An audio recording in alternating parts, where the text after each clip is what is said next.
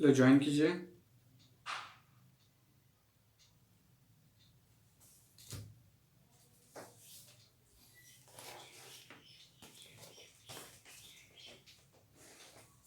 Okay, चलिए शुरू करते हैं। केमिकल बॉन्डिंग को हम लोग कंटिन्यू करते हैं। जल्दी से ज्वाइन कीजिए, केमिकल बॉन्डिंग कंटिन्यू करेंगे।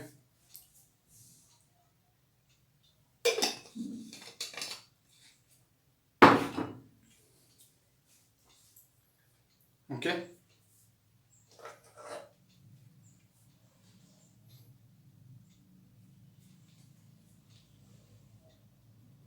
ठीक है। तो हमने ऑर्बिटल्स के बारे में देखा था, है ना, एस पी डी एफ किस तरह से उसका शेप होगा, सारा चीज हमने देखा था। अभी हम लोग जो कंटिन्यू करने जा रहे हैं वो कोवेलेंट बॉन्ड पे है ना। कितने तरह के कोवेलेंट बॉन्ड होते हैं उसको हम लोग देखेंगे, जो कोवेलेंट बॉन्ड हम लोग पढ़ रहे हैं। फिर बाद में धीरे धीरे आयनिक में जाएंगे, आपका कोऑर्डिनेट में जाएंगे, सारा चीज देखेंगे केमिकल बॉन्डिंग में। तो जो एट प्रेजेंट जो है आपका कोवेलेंट बॉन्ड, उस पर ज्यादा फोकस करते हैं कि कोवेलेंट बॉन्ड होता क्या है और कितने तरह के कोवेलेंट बॉन्ड हमारे होते हैं। तो ये कोवेलेंट बॉन्ड पे हम लोग अभी फोकस कर रहे हैं, क्योंकि आपको इन डिटेल देखना है, तभी जाके आप एग्जाम में सॉल्व कर पाएंगे, है ना। तो जो कोवेलेंट बॉन्ड है, आपको पता है ये होता क्या है, ये ऑर्बिटल का ओवरलैपिंग। कोवेलेंट बॉन्ड कहीं पर भी आए तो आपको ये देखना होगा, जहां पर भी ऑर्बिटल ओवरलैपिंग है ना,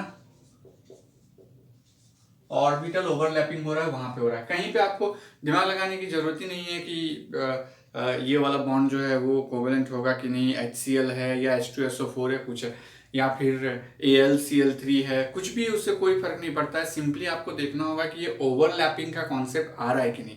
अगर ओवरलैपिंग आ रहा है तो उसमें कोवेलेंट कैरेक्टर ही होगा, है ना। अगर ओवरलैपिंग आ रहा है तो ये ओवरलैपिंग वर्ड अगर आता है तो वहां पर वो कोवेलेंट का नेचर का ही होगा, ठीक है। तो इस चीज पे आप दिमाग को फोकस करेंगे। तभी आ जाते हैं यहाँ पर। हम लोग इस तरह से भी कर सकते हैं कि म्यूचुअल शेयरिंग होता है इसमें इलेक्ट्रॉन का, ये एक इलेक्ट्रॉन देते हैं, ये इलेक्ट्रॉन देते हैं, ठीक है, तब ओवरलैपिंग होता है। लेकिन जब हम लोग इसके केस में जाते हैं, lithium chloride, lithium bromide, lithium iodide के केस में जाते हैं, तो वहां पर एक एक इलेक्ट्रॉन नहीं आता है। जो आयोडाइड का जो आयन है वो जाकर के ओवरलैप करता है ना।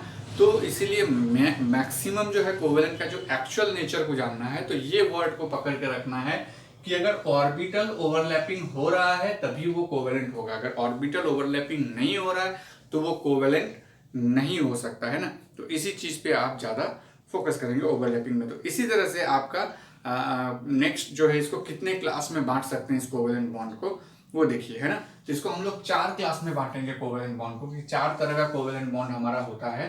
तो सबसे पहला तो हम लोग जानते हैं कौन सा होता है, सिग्मा बॉन्ड। कौन सा होता है, सिग्मा बॉन्ड। कोवेलेंट का सबसे पहला होता है सिग्मा बॉन्ड। देन कौन सा होता है आपका, पाई बॉन्ड। देन आ जाता है आपका कोवेलेंट में कौन सा, डेल्टा बॉन्ड, है ना, ये सब भी डेल्टा बॉन्ड। एंड देन कौन सा आता है, पाई बॉन्ड, है ना। देन आ जाता है pi bond, sigma bond, pi bond, delta bond, pi bond, है ना। तो सिग्मा बॉन्ड जो आता है वहां हेड टू हेड ओवरलैपिंग होता है। क्या होता है, हेड टू हेड क्या होता है, ओवरलैपिंग होता है ना, head to head overlapping. Pi bond में क्या होता है आपका, साइड वाइज ओवरलैपिंग होता है या लेटरल ओवरलैपिंग होता है, जो भी आप लिखेंगे। तो साइड वाइज ओवरलैपिंग होता है। कैसे होता है, साइड वाइज ओवरलैपिंग या लैटरल ओवरलैपिंग जो आप कहेंगे वो होता है, ठीक है। उसी तरह से जब डेल्टा बॉन्ड की बात करेंगे तो यहाँ फेस वाइज ओवरलैपिंग होता है। क्या होता है, फेस वाइज ओवरलैपिंग, है ना। तो ये चीज आपको दिमाग में रखना होगा कि हेड टू हेड ओवरलैपिंग में sigma bond, side wise overlapping में पाई बॉन्ड, डेल्टा बॉन्ड बनता है फेस वाइज ओवरलैपिंग में, और फाई बॉन्ड बनता है आपका 6 लोब का ओवरलैपिंग होता है, तो वो भी फेस वाइज ओवरलैपिंग होगा। तो ये 6 लोब इसमें होता है, ये ओवरलैपिंग होता है। जब तक आपका 6 लोब ओवरलैपिंग नहीं होगा तब तक 5 बॉन्ड नहीं बनेगा। तो यहां पर भी आप लिख सकते हैं उसी तरह से, और 4 लोब ओवरलैपिंग, है ना। आप इसको दो तरीके से लिख सकते हैं कि फेस वाइज ओवरलैपिंग और 4 लोब ओवरलैपिंग, है ना। 4 लोब का ओवरलैपिंग भी डेल्टा बॉन्ड है, 2 लोब का होगा तो आपका जो है साइड वाइज ओवरलैपिंग होगा, जहां पर पाई बॉन्ड बनेगा। सिंगल लोब ओवरलैपिंग, तो उस सबको भी लिख लीजिए। यहां पर होगा वन लोब ओवरलैपिंग, है ना। एक लोब ओवरलैपिंग होगा, लेकिन यहाँ पर जो पार्टिसिपेट करेगा दो लोब इंटरेक्ट करेगा, लेकिन ओवरलैपिंग जो है वो एक ही साइड का होगा, है ना। इसलिए इसको वन लोब ओवरलैपिंग कहेंगे। इसको कहेंगे टू लोब ओवरलैपिंग, है ना, टू लोब ओवरलैपिंग।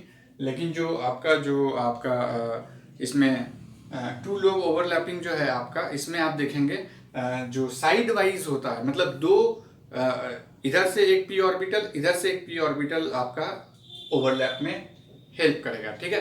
ठीक है, तो टू इसमें जो है आपका दो और दो चार लोब पार्टिसिपेट करेगा, लेकिन ओवरलैपिंग जो है वो दो लोब ओवरलैपिंग इसको बोलते हैं। इसको फोर लोब ओवरलैपिंग बोलते हैं, इसको सिक्स लोब ओवरलैपिंग आपको बोलते हैं, है ना। ठीक है, तो समझ में आ गया। तो उसका मतलब यहाँ पर पार्टिसिपेट कितने करेंगे, दो लोब्स पार्टिसिपेट करेंगे। यहां पर फोर लोब पार्टिसिपेट करेंगे। यहां पर 8 लोग पार्टिसिपेट करेंगे। यहां पर आपका 12 लोग पार्टिसिपेट करेंगे। ठीक है, तो आपको क्या क्या पता चला, सिग्मा पाई डेल्टा फाई। ठीक है, अभी ये हेड टू हेड ओवरलैप करता है, ये साइड वाइज ओवरलैप करता है, ये फेस वाइज ओवरलैप करता है, ये भी फेस वाइज ही है, तो 6 लोब ओवरलैपिंग होता है। तो यहाँ पर देखिए लोब वाइज, ये 1 लोब ओवरलैपिंग होता है, ये 2 लोब ओवरलैपिंग होता है, ये 4 लोब ओवरलैपिंग होता है, ये 6 लोब ओवरलैपिंग होता है। मतलब ओवरलैपिंग जोन कितना क्रिएट करता है, ये एक ओवरलैपिंग जोन क्रिएट करता है, ये 2 ओवरलैपिंग जोन क्रिएट करता है, ये 4 ओवरलैपिंग जोन क्रिएट करता है, और ये 6 ओवरलैपिंग जोन क्रिएट करता है। ठीक है, इस तरह से भी देख सकते हैं। नेक्स्ट, कितने लोग पार्टिसिपेट करते हैं सिग्मा बॉन्ड बनाने के लिए, तो 2 लोग पार्टिसिपेट करते हैं। पाई बॉन्ड बनाने के लिए कितने लोग पार्टिसिपेट करते हैं, तो 4 लोग पार्टिसिपेट करते हैं, हम लोग देखेंगे इन डिटेल। और डेल्टा बॉन्ड बनाने के लिए कितने लोग पार्टिसिपेट करते हैं, तो 8 लोग पार्टिसिपेट करते हैं। 5 बॉन्ड बनाने के लिए 12 लोग पार्टिसिपेट करते हैं। तो अभी different type of sigma bond है, उसको देखेंगे। Different type of pi bond है। डेल्टा बॉन्ड का डिफरेंट टाइप नहीं है, और पाई बॉन्ड का भी डिफरेंट टाइप नहीं है। तो डेल्टा बॉन्ड और पाई बॉन्ड एक ही जैसा है, लेकिन सिग्मा बॉन्ड और पाई बॉन्ड आपको तरह तरह का मिल जाएगा, है ना। तो चलिए टाइप ऑफ सिग्मा बॉन्ड देखते हैं नेक्स्ट। चलिए टाइप ऑफ सिग्मा बॉन्ड, कितने तरह का सिग्मा बॉन्ड होता है।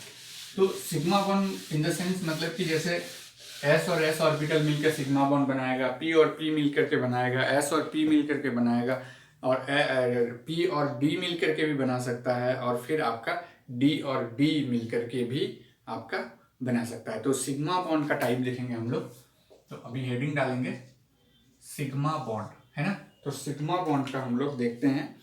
तो चलिए, इसमें जो है आपका हमेशा हेड टू हेड ओवरलैप होना चाहिए। ये मेन चीज यहाँ पे लिख लीजिए, हेड टू हेड ओवरलैपिंग होना चाहिए। यहाँ पर हेड टू हेड ओवरलैपिंग ही एक्सेप्टेबल है, ठीक है, सिग्मा बॉन्ड के लिए। तो सबसे पहला कौन सा होता है ऐसा, तो हमारा एस और एस बॉन्ड का जो सिग्मा बॉन्ड बनता है ना, एस और एस ओवरलैपिंग होता है। बॉन्ड नहीं लिख करके इसको ओवरलैपिंग लिख दीजिए, ज्यादा सही है।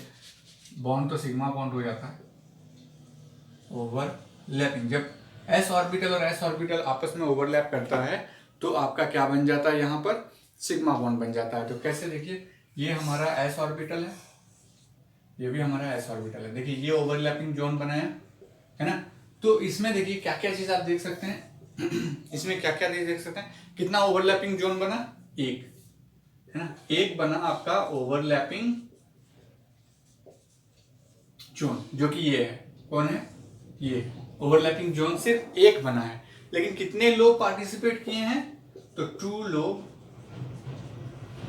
पार्टिसिपेटेड, है ना। कितने लोग पार्टिसिपेट किए हैं, 2, एक ये और दूसरा ये, 2 लोग पार्टिसिपेट किए हैं, और ये आपका एस एस ओवरलैपिंग के कारण ये सिग्मा बॉन्ड बना है, ठीक है। दूसरा क्या है आपका एस और पी ओवरलैप करके बनाएगा, है ना। तो एस और पी जो है ये आपका ओवरलैपिंग करेगा, तो बनाएगा आपका कौन सा, सिग्मा बॉन्ड बनाएगा। किस तरह से बनाएगा? एस और पी ओवरलैपिंग करके कैसे बनाएगा देखिए। तो एस आपका जो है ये पी ले लिया आपने और ये ले लिया आपने एस, तो ये बन गया आपका ओवरलैपिंग जोन।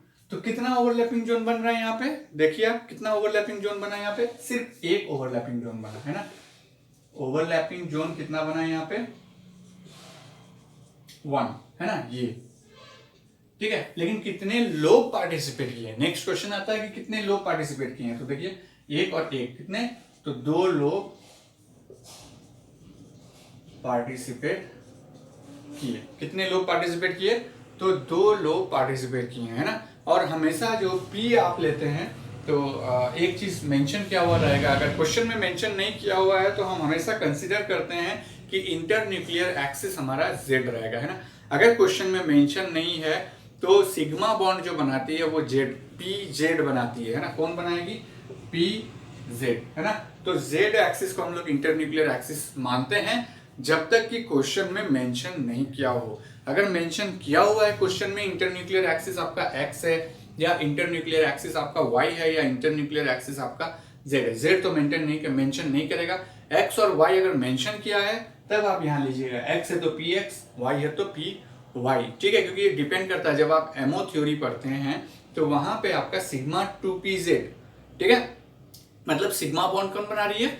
pz बना रही है, ठीक है। हम लोग वहां मेंशन करते हैं। लेकिन अगर इंटरन्यूक्लियर एक्सिस अगर मेंशन कर दिया है कि px है, x डायरेक्शन हमारा इंटरन्यूक्लियर एक्सिस है x डायरेक्शन में, तो हम लोगों का सिग्मा 2px होगा, है ना, सिग्मा 2px होगा। अगर y एक्सिस को क्या है इंटरन्यूक्लियर एक्सिस, तो आपका सिग्मा 2py होगा, है ना। तो जो मॉलिक्यूलर ऑर्बिटल थ्योरी जब आप पढ़ेंगे, इसमें केमिकल बॉन्डिंग का आखिरी छोर में है मॉलिक्यूलर ऑर्बिटल थ्योरी, वहां पे देखेंगे अगर इंटरन्यूक्लियर एक्सिस मेंशन नहीं किया हुआ है तो ऑलवेज हम लोग कंसीडर करेंगे सिग्मा 2pz। अगर इंटरन्यूक्लियर एक्सिस कंसीडर कर दिया गया है तो हम लोग उस पार्टिकुलर एक्सिस को ही सिग्मा में लेके आएंगे, है ना। अगर x तो सिग्मा 2px, y तो सिग्मा 2py, है ना। ऐसे करके हम लोग उसको लेके चलेंगे। अदरवाइज जो है हम लोग कंसीडर करेंगे कि pz जो z एक्सिस है वो हमारा इंटरन्यूक्लियर एक्सिस है। Internuclear axis in the sense जहां पर वो हेड टू हेड ओवरलैप करेगा, ठीक है, जहां वो हेड टू हेड ओवरलैप करेगा वो उसको कहते हैं इंटरन्यूक्लियर एक्सिस, है ना। और वो हमारा नहीं बताया गया है, अगर क्वेश्चन में मेंशन नहीं है तो वो हमारा कौन सा होगा? जेड एक्सिस होगा, ठीक है। तो समझ में आ गया, 1 ओवरलैपिंग जोन एंड 2 लोग इज पार्टिसिपेटिंग, है ना। तो अब नेक्स्ट आ जाता है हमारा पी ओवरलैपिंग, है ना, पी और पी ओवरलैपिंग, है ना। तो पी ऑर्बिटल और पी ऑर्बिटल का ओवरलैपिंग आता है। तो इसका कंफ्यूजन आप इसके साथ नहीं करेंगे कि हाइब्रिड ऑर्बिटल का, ये नॉर्मल, ये आपका हाइब्रिड नहीं है, ये नॉर्मल आपका ऑर्बिटल है। तो ये देखिए ये ओवरलैपिंग जोन हुआ। कितना ओवरलैपिंग जोन हुआ? तो 1 ओवरलैपिंग जोन तैयार हुआ यहाँ पे, ठीक है। कैसे? तो देखिए यहाँ 1 वो एक ही है ना ओवरलैपिंग जोन, जो यहाँ दिख रहा है उसी को लिखना है ना। तो इसका मतलब जो लिखा हुआ है उसको याद करने की जरूरत नहीं है। अगर आपको ये पता है कि कैसे ओवरलैप कर रहा है तो फिर वो सब कुछ भी याद करने की जरूरत नहीं, सिंपली आप देखते जाएंगे। देखिए जो आप देखते हैं, है ना, वही आप इमेजिनेशन में ला सकते हैं। लेकिन आप जो पढ़ते हैं उस चीज को आप कैसे इमेजिनेशन में लाएंगे? आप अभी गए नहीं है जापान, बट आपको पता है कि जापान में एक स्टैचू है, वहां पर मैंने उसके बारे में पूरा पढ़ा है। तो आपने पढ़ा है, आपने जा करके देखा नहीं है ना, तो वो पढ़ा हुआ चीज भूल सकते हैं। लेकिन अगर आप जाके देख लिए हैं तो आप कभी नहीं भूलेंगे, है ना। घर से निकलते हुए अपना कॉलेज और स्कूल जो जाते हैं उस रास्ते को आप कभी नहीं भूलते, क्योंकि उसको आप देखते हुए जाते हैं। लेकिन वही चीज़ अगर आप पूछेंगे कि यहाँ से पटना जाना है या यहाँ से दिल्ली जाना है, तो मैप में आप देखेंगे दिल्ली जाना है तो नॉर्थ वेस्ट में जाएंगे, है ना। पटना जाना है तो आप अपने डायरेक्शन से, ऐसा नहीं कि अगर आप मान लेते हैं पटना में और पटना जाएंगे और हम अपने डायरेक्शन से बता रहे हैं कि आपको नॉर्थ ईस्ट में जाना है, तो वो गलत हो जाएगा। मैं अपने हिसाब से कह रहा हूँ नॉर्थ ईस्ट में हमको जाना है, तो वो चाहते हैं। लेकिन हमको एग्जैक्ट रास्ता तो मालूम नहीं है कैसे जाना है, लेकिन आप अपने घर से कॉलेज तक जो है ये आपको एग्जैक्टली पता है, क्योंकि हर दिन आप देख रहे हैं उसको, है ना। तो वही चीज है जो इसलिए देखते हुए प्रैक्टिस करेंगे, है ना, नाम और देखते हुए प्रैक्टिस करेंगे, ये अपने आप बन जाएगा। ये क्या है? ये तो जो यहाँ दिख रहा है उसी को लिख रहे हैं। अभी अगर नेक्स्ट आएगा कि कितने लोग पार्टिसिपेट कर रहा है, तो कितने, तो 2 लोग पार्टिसिपेट कर रहा है। तो ये सारा चीज मैच हो रहा है आपका, जो मैंने पहले सिग्मा पाई डेल्टा और फाई बॉन्ड बनाया था, जहां सिग्मा में लिखा हुआ था कि एक ओवरलैपिंग जोन बना रहा है, 2 लोग पार्टिसिपेट कर रहा है ना। तो वही चीज यहाँ भी हो रहा है। क्या सिग्मा खत्म हो गया या और भी सिग्मा के है? सिग्मा एस एस ओवरलैपिंग, मतलब एस ऑर्बिटल और एस ऑर्बिटल का overlapping, S orbital P orbital का ओवरलैपिंग, पी ऑर्बिटल और पी ऑर्बिटल का ओवरलैपिंग, और कुछ है जहां सिग्मा बॉन्ड बन सकता है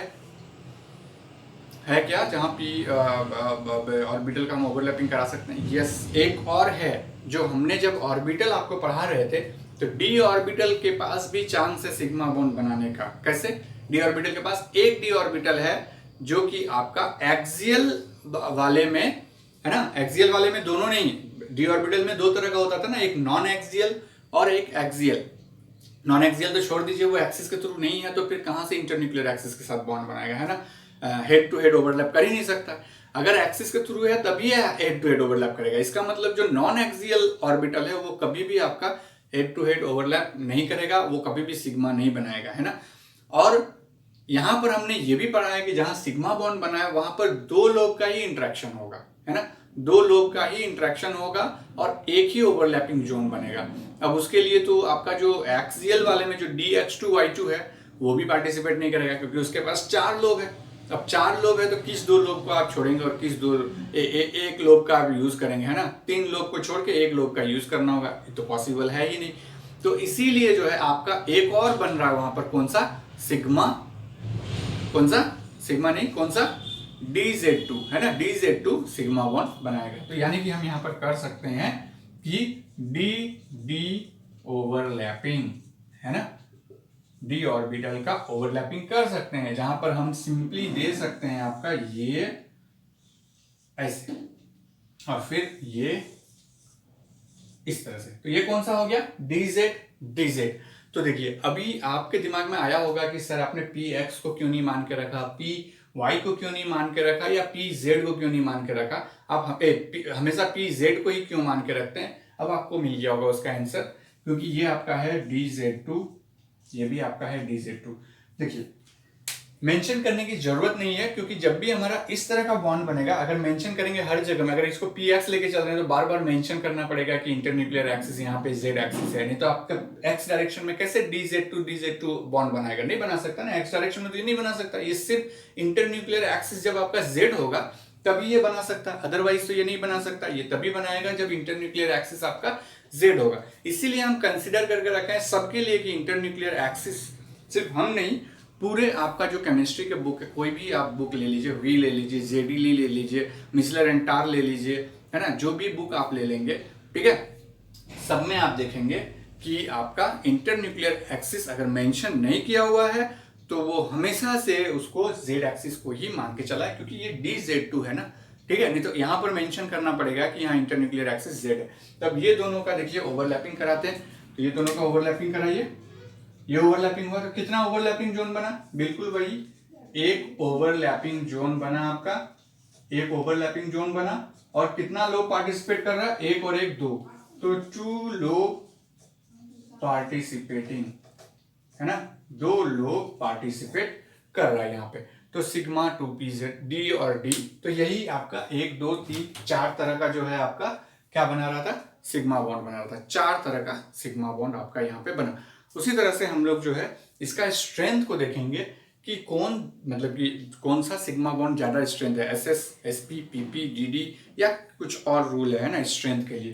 तो जब भी सिग्मा बॉन्ड की स्ट्रेंथ की बात करते हैं, स्ट्रेंथ मतलब जो जितना ज्यादा स्ट्रेंथ, जिस बॉन्ड का जितना ज्यादा स्ट्रेंथ होगा वो उतना ही ज्यादा स्टेबल होगा। इसका मतलब कि स्टेबिलिटी का ऑर्डर क्या है ना? सिंपल। तो आप सीधे कह सकते हैं कि स्ट्रेंथ जो है वो डायरेक्टली, मतलब इनवर्सली प्रोपोर्शनल है प्रिंसिपल क्वांटम नंबर का, प्रिंसिपल क्वांटम नंबर का, है ना? जितना ज्यादा प्रिंसिपल क्वांटम नंबर बढ़ेगा उसका स्टेबिलिटी उतना ही घटेगा। मतलब सिंपल है, अगर आपको दे दें कि क्वेश्चन दिया हुआ है 1s के बीच में बॉन्ड बना है ना? 1s और 1s के बीच में बॉन्ड बना है। फिर दिया है आपको 2s और 2s के बीच में बॉन्ड बना है। फिर आपको दिया है 3s और 3s के बीच में बॉन्ड बना है। तो आप बताइए इस तीनों में किसका बॉन्ड स्ट्रेंथ ज्यादा होगा, किसका बॉन्ड स्ट्रेंथ कम होगा? तो देखिए प्रिंसिपल क्वांटम नंबर ये बढ़ा हुआ है 3, ये कम है, ये कम है। तो इसका मतलब जो स्ट्रेंथ है आपका यहाँ पे वो कैसे हो जाएगा? यहाँ पर ये किस तरह से हो जाएगा? इसको हम इस तरह से डायरेक्ट कर सकते हैं, इसका स्ट्रेंथ सबसे ज्यादा होगा, देन इसका होगा, और ये सबसे लीस्ट स्ट्रेंथ का होगा। तो सिग्मा बॉन्ड का स्ट्रेंथ कहाँ पर है? जो 1s के बीच में सिग्मा बॉन्ड बना है, जो 2s के बीच में सिग्मा बॉन्ड बना है, और उससे कम जो 3s और 3s के बीच में सिग्मा बॉन्ड बना है। तो हमेशा तो ऐसा नहीं देगा, हो सकता है कि आपको क्वेश्चन में कुछ घुमाया है और आपको दे दिया है इस तरह से, है ना, कि आपको 1s दे दिया है, और दे दिया है आपको 2s 2p, और आपको दे दिया है 3s और 2s 2p और 2s और 2s, इस तरह दे दिया है। तो इस केस में आप क्या करेंगे, किसका स्ट्रेंथ ज्यादा होगा, कैसे निकालेंगे? यहाँ तो आपने प्रिंसिपल क्वांटम नंबर कर दिया, अभी तो ये दोनों में, इसमें और इसमें तो आप इजीली कह सकते हैं कि इसका ज्यादा होगा, नो डाउट इसका ज्यादा होगा। अब इसके बाद इस दोनों में इसका ज्यादा होगा या इसका ज्यादा होगा, वो कैसे पता करेंगे आप? क्योंकि यहाँ तो प्रिंसिपल क्वांटम नंबर सेम हो गया, है ना। यहाँ पर क्या किए थे हम लोग, strength is inversely proportional to principal quantum number. अगर प्रिंसिपल क्वांटम नंबर ज्यादा रहेगा तो आपका इसका स्ट्रेंथ कम होगा, ठीक है। इसका इसीलिए जो है, जिसका प्रिंसिपल क्वांटम नंबर कम है उसका स्ट्रेंथ ज्यादा है। तो ये इस तरह से गया। तो इस केस में जब आ जाते हैं तो यहाँ पे हम लोग क्या देखते हैं कि आपका इसका तो ज्यादा हो गया इससे। तो नेक्स्ट होता है डायरेक्शनल, है ना, डायरेक्शनल। जो जितना डायरेक्शनल होगा उसका स्ट्रेंथ उतना ही ज्यादा होगा, है ना। जो जितना डायरेक्शनल होगा, सिंपली जो जितना डायरेक्शनल होगा, डायरेक्टली प्रोपोर्शनल टू स्ट्रेंथ, है ना। Directional in the sense S orbital का कोई डायरेक्शन नहीं होता है, पी ऑर्बिटल डायरेक्शनल होता है, एक्स वाई जेड 3 डायरेक्शन उसका, डी ऑर्बिटल भी डायरेक्शनल होता है, ठीक है। लेकिन आपका एस ऑर्बिटल का कोई डायरेक्शन नहीं होता है। तो आप देखेंगे कि यहां पर देखिए 2s 2p है और वहां पर 2s और 2s है, ठीक है। तो इस केस में जो है, जो डायरेक्शनलिटी आ जाता है, इसको एक काम कर दीजिए 2p 2p कर दीजिए, है ना। 2s 2p के साथ आपको नहीं देगा जनरली, 2s 2p के साथ अगर होगा भी तो उसका ज्यादा हो जाएगा इसके मुकाबले में 2s 2s के में। तो इस केस में जो है इसका ज्यादा होगा, देन ये ज्यादा होगा, क्योंकि ये नॉन डायरेक्शनल होता है और ये डायरेक्शनल होता है, ठीक है। ये नॉन डायरेक्शनल और ये डायरेक्शनल। और अगर वाकई में आपको ये दिया हुआ है 2p एंड 2s, अगर ये दिया हुआ है तो इस दोनों के बीच में आएगा, ये कहाँ आएगा, इस दोनों के बीच में आएगा।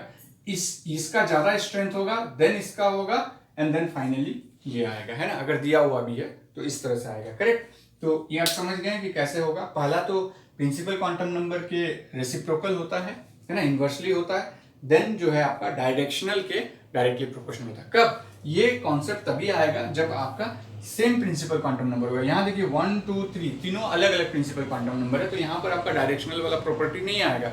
लेकिन जैसे ही आपका प्रिंसिपल क्वांटम नंबर सेम आ गया, यहाँ भी 2 है, यहाँ भी 2 है, जब सेम आ गया तो उस केस में जो है डायरेक्शनल वाला प्रॉपर्टी भी आ जाता है हमारे डिटर्मिनेशन के लिए कि किस सिग्मा बॉन्ड का स्ट्रेंथ कितना ज्यादा है, ठीक है। तो यहाँ डायरेक्शनल प्रॉपर्टी भी आ जाता है। अभी एक और आ जाता है आपका एस कैरेक्टर के साथ कैसे इसको करेंगे, डील करेंगे। एस कैरेक्टर के साथ कैसे डील करना है उसको देख लेते हैं, ठीक है। तो एस कैरेक्टर के साथ इसको डील करेंगे। तो जितना ज्यादा एस कैरेक्टर रहेगा आपका उतना ही स्ट्रेंथ होगा सिग्मा बॉन्ड का, है ना।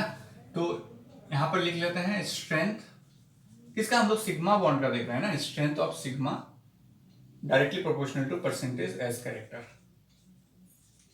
है ना, किसमें, हाइब्रिड ऑर्बिटल्स में। तो सीधे आपके पास 3 तरह का बॉन्ड है, एक sp3s, एक है आपके पास sp2s, एक है आपके पास sps। तो सिंपल है, इसके पास 50% एस कैरेक्टर है, इसके पास 33% एस कैरेक्टर है, इसके पास 25% एस कैरेक्टर है। तो अगर हम बात करेंगे कि स्ट्रेंथ, किसकी स्ट्रेंथ ज्यादा है ना, सिग्मा बॉन्ड की, किसकी सिग्मा बॉन्ड की स्ट्रेंथ ज्यादा है, तो इसका ज्यादा है, देन ये एंड देन ये, है ना। तो इस तरह से इसको हम लोग सॉल्व करते हैं। परसेंटेज एस कैरेक्टर जहां है ज्यादा, क्योंकि जहां परसेंटेज एस कैरेक्टर ज्यादा है वो न्यूक्लियस के नजदीक रहेगा और वो बॉन्ड का लेंथ छोटा रहेगा, है ना। जिसका परसेंटेज एस कैरेक्टर ज्यादा है वो न्यूक्लियस से थोड़ा दूरी में रहेगा और उसका बॉन्ड लेंथ ज्यादा होगा। तो हमें पता है जिसका बॉन्ड लेंथ छोटा होता है वो ज्यादा स्ट्रेंथ होता है, जिसका बॉन्ड लेंथ बड़ा होता है वो कम स्ट्रेंथ का होता है। तो उस कॉन्सेप्ट में भी लेके आ सकते हैं। Percentage, simple, percentage S character बढ़ा तो बॉन्ड लेंथ छोटा हुआ, बॉन्ड लेंथ छोटा होगा तो उसका बॉन्ड स्ट्रेंथ ज़्यादा होगा, ठीक है। और परसेंटेज एज करेक्टर अगर ज़्यादा हुआ तो बॉन्ड लेंथ ज़्यादा हो जाएगा, बॉन्ड लेंथ ज़्यादा हो जाएगा तो उसको इजीली ब्रेक कर सकते हैं, क्योंकि दोनों के बीच में दूरी बढ़ गया है ना, तो इजीली उसको ब्रेक कर सकते हैं, क्योंकि बॉन्ड लेंथ ज़्यादा है तो उसका स्ट्रेंथ भी कम होगा, ठीक है। तो इस तरह से इसको हम लोग देख सकते हैं, करेक्ट। तो ये तो हो गया आपका सिग्मा बॉन्ड का, ठीक है। उसी तरह से नेक्स्ट आता है आपका पाई बॉन्ड, ठीक है। नेक्स्ट आता है पाई बॉन्ड, ठीक है। अगर कोई टाइम का इश्यू है आपको, क्योंकि हम देख रहे हैं बहुत ज़्यादा बच्चे लाइव नहीं आ रहे हैं, तो अगर टाइम का इश्यू है तो हम टाइम को चेंज कर सकते हैं। मेन है फोकस है कि आपको सीखना है ना, तो अगर टाइम का इश्यू है तो आप हमको बताएंगे, हम आपका जो है उस क्लास को उस टाइम को चेंज कर देंगे, है ना, और उसी अकॉर्डिंग हम आपका क्लास लेंगे, ठीक है। तो चलिए आज के लिए इतना ही, थैंक यू वेरी मच। जो भी डाउट रहेगा आप हमको मेरे व्हाट्सअप में पूछ सकते हैं, हम आपको जरूर से रिप्लाई करेंगे, है ना। आपको तो ये फैसिलिटी दिया गया है कि आप व्हाट्सअप में पूछिए, अगर ऐप में आपको नहीं पूछना है तो आप डायरेक्टली व्हाट्सअप में हमसे पूछ सकते हैं जो भी डाउट है, क्योंकि कोई भी डाउट नहीं रह जाना चाहिए। अगर डाउट रह जाइएगा तो फिर आप उस एग्जाम में जाके कंफ्यूज कीजिएगा, है ना। तो जो कंफ्यूजन है उसको आप क्लियर कीजिए, वो बच्चा वाला क्वेश्चन क्यों ना हो, है ना, चाइल्डिश क्वेश्चन भी है तो भी आप हमसे पूछिए, है ना, क्योंकि दिमाग में जो गुरुर गुरुर करता है अगर उसको आप नहीं पूछेंगे तो वही आपका कंफ्यूजन क्रिएट करता है एग्जाम में, है ना। तो ये जो गुरुर गुरुर है दिमाग में, उसको आप जो है हमसे एकदम फ्रीली पूछिए, है ना, एक फ्रेंड की तरह आप हमसे पूछ सकते हैं जो भी सवाल है, हम आपको जरूर रिस्पॉन्स करेंगे और उसी से आपका बेनिफिट होने वाला है, ठीक है।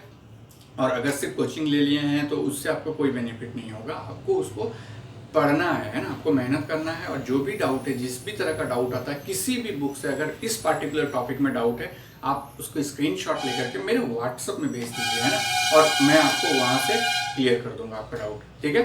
So thank you very much.